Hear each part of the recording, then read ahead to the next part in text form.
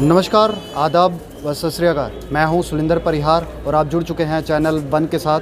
तो अभी आपको बता दें कि अभी जो है उमर अब्दुल्ला जी जो हैं वो जम्मू में आए हुए हैं और अभी आप देख सकते हैं कि पीछे मेरे जो है नेशनल कॉन्फ्रेंस का जम्मू प्रोविंस का जो है हेड ऑफिस है और यहाँ पर अभी वो आए हुए थे। यहाँ पे इनागोरेशन उन्होंने जो है यहाँ पर की है और साथ में जो है पार्टी के वर्कर्स, पार्टी के मेंबर्स को जो है संबोधित भी किया है और मीडिया के साथ भी बातचीत की। और मीडिया के साथ बातचीत करते हुए उन्होंने क्या कहा आप सुन सकते हैं।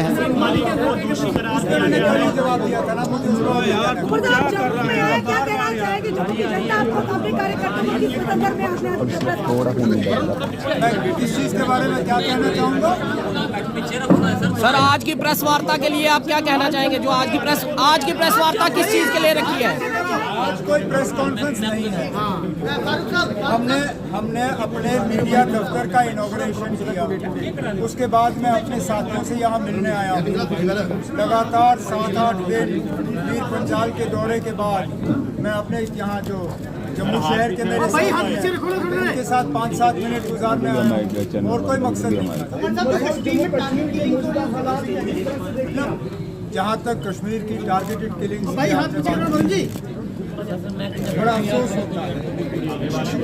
अफसोस इसलिए कि बेगुनाह लोग जो है इस तरह लगातार एक के बाद एक मारे जा रहे हैं। और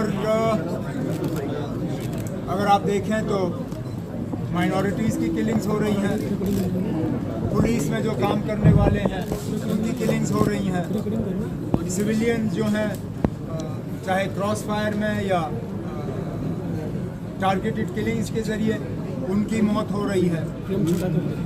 हमें तो कहा गया था 2-2.5 साल पहले कि कश्मीर, खासकर कश्मीर की तमाम परेशानियों की वजह जो है वो 370 है और 370 के हटते ही हालात ठीक हो जाएंगे।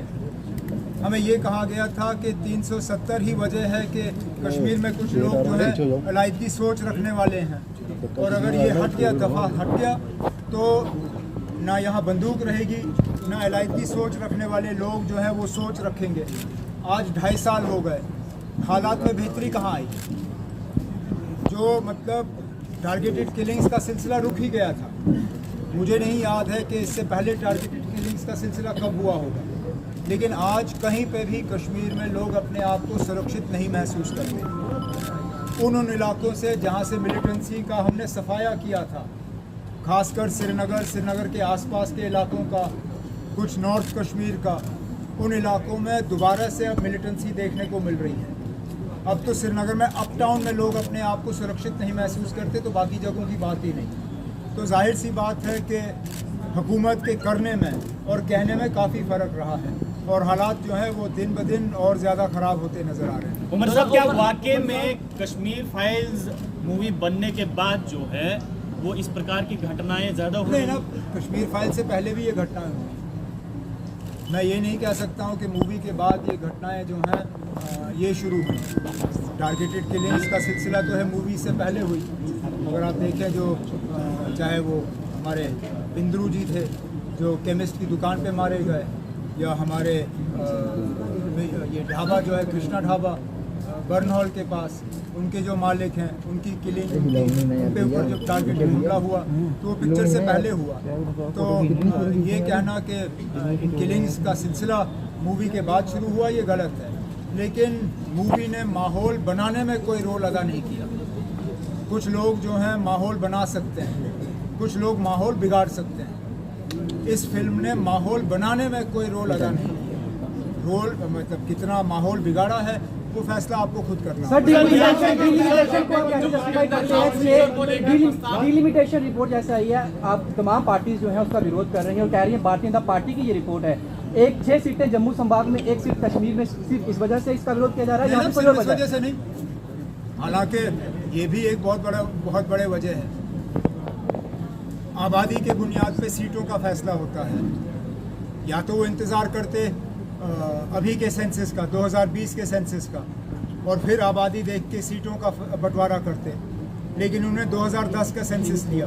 आप 2010 के आंकड़े ले लीजिए, उसमें देख लीजिए कश्मीर और जम्मू में आबादी में फ़र्क कितना है, और फिर देख लीजिए क्या ये 6 और 1 का फैसला ये सही है या गलत है। लेकिन वो छोड़ दीजिए, उसके बाद फिर जिस तरह इन्होंने सीटों का की जो है डिमार्केशन की है, जिस तरह इन्होंने इलाकों को काटा है और जोड़ा है, इसमें ना सीधा जो है एक पार्टी को और कश्मीर में उनके कुछ सहयोगी दल जो हैं उनको फ़ायदा पहुंचाने के लिए किया है। अब आप मिसाल के तौर पे इन्होंने जम्मू पार्लिमानी सीट में से रजौरी पुंछ का इलाका काट दिया, लेकिन वहाँ पे भी इन्होंने थोड़ा सा फ़र्क किया।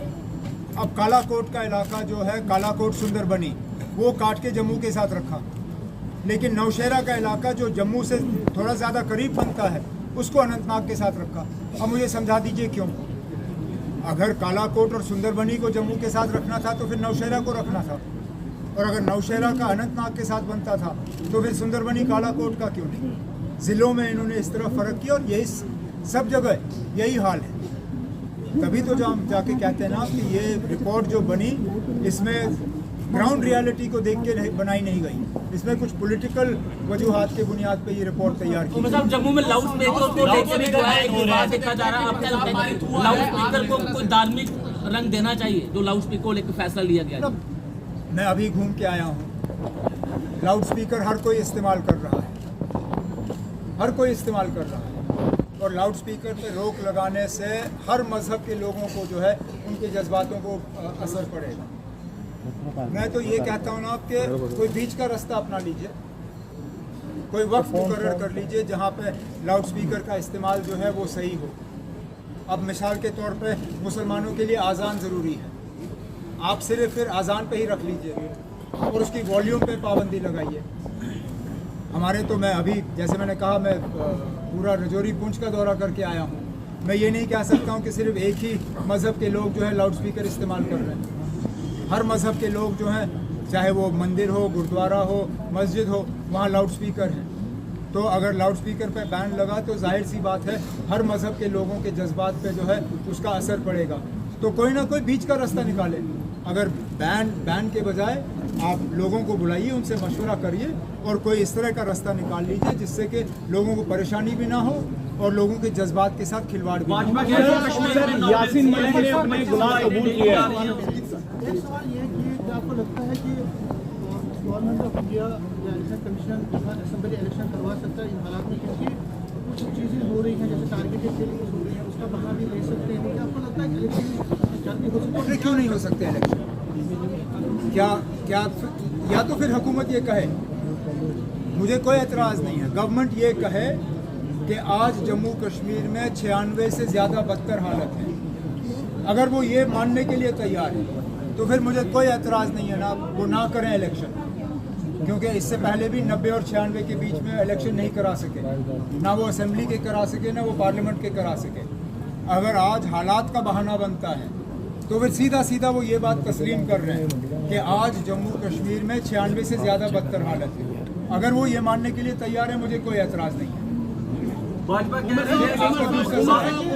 उमर साहब वाराणसी का जो इशू बना है, वाराणसी में जो मंदिर का इशू बना है, तो आपको लगता है कि इस मंदिर मस्जिद के अराउंड ही, क्योंकि अनएम्प्लॉयमेंट है, बेरोजगारी, बाकी चीज़ें प्राइस राइज का है, तो आपको लगता है कि डाइवर्ट करने की कोशिश की जा रही है? तो जाहिर सी बात है। हालांकि जहाँ तक मुझे याद है, अयोध्या मामले के जजमेंट के बाद बीजेपी ने शायद ये कहा था कि अब इसके बाद मंदिर की सियासत नहीं होगी, अब वो बाकी चीज़ों पर फोकस करेंगे, डेवलपमेंट पे और जिन चीज़ों का आपने जिक्र किया।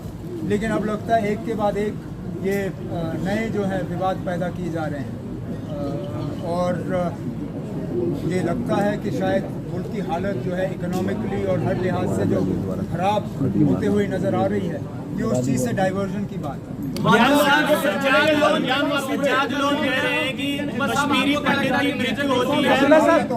गांदरबल में कायम खीर भवानी की मंदिर में जो पानी है उसका रंग लाल हुआ, कश्मीरी पंडितों का ये कहना है कि ये संकेत जो वो सही नहीं है, क्या कहेंगे?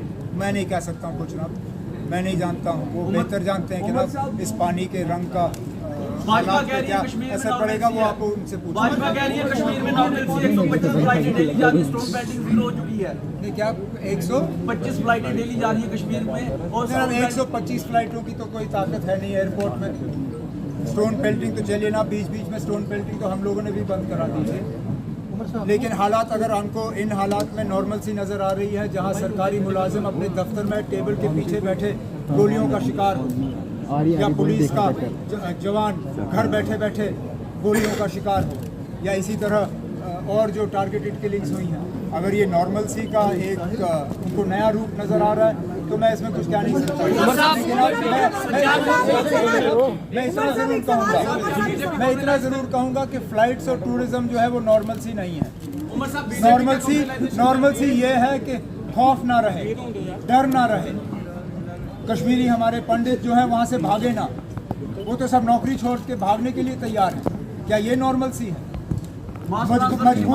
मजबूरन इंसाफ हासिल करने के लिए वो PAGD के लीडरों से मिले, PAGD के लीडर फिर गवर्नर साहब के पास गए कि किसी तरह ये जो कश्मीरी पंडितों का दोबारा कश्मीर छोड़ के भागने का प्रोग्राम बन रहा है, इस पे रोक लगे। ये नॉर्मल सी नहीं है। तो देख सकते थे आप, आपने सुना प्रेस कॉन्फ्रेंस में उन्होंने क्या कहा, स्पीच में भी उन्होंने क्या कहा, वो भी आपको सुनाएंगे।